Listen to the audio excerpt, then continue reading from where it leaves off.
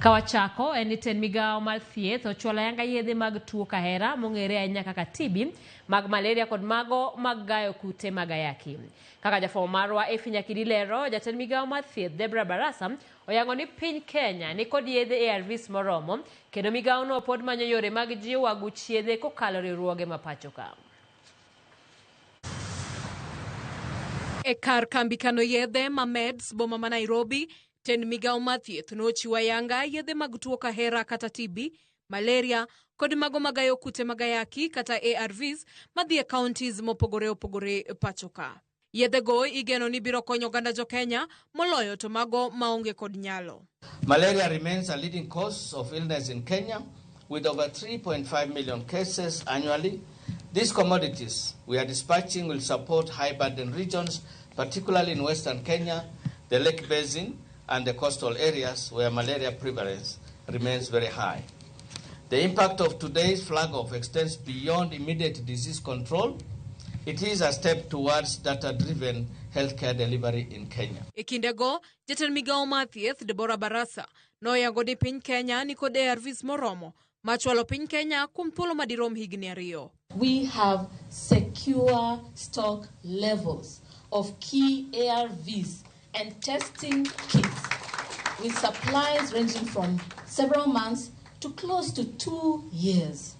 Specifically, we have adequate supplies of TLD, pediatric ARVs, nevirapine suspension, and other HIV testing commodities. Kaluo gi Barasa kata obedo ni piny owacho kod Migao mar thieth osegoyo okang' e dino rode ma e sekta mar thieth ahinya to yor omenda.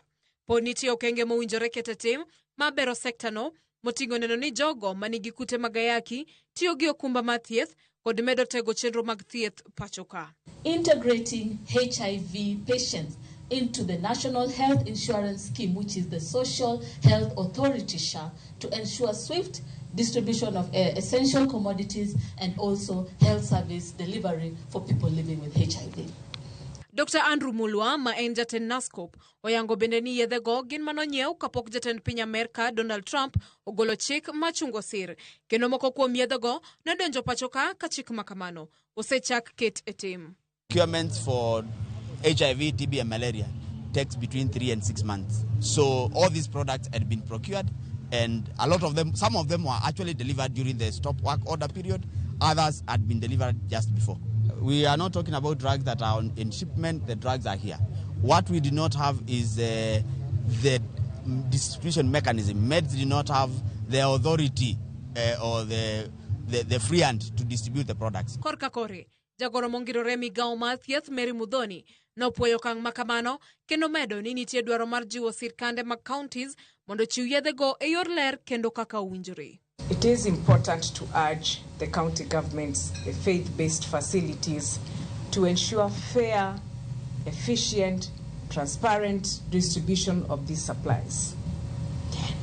This is to avoid stockpiling in certain facilities or by specific individuals while others are suffering.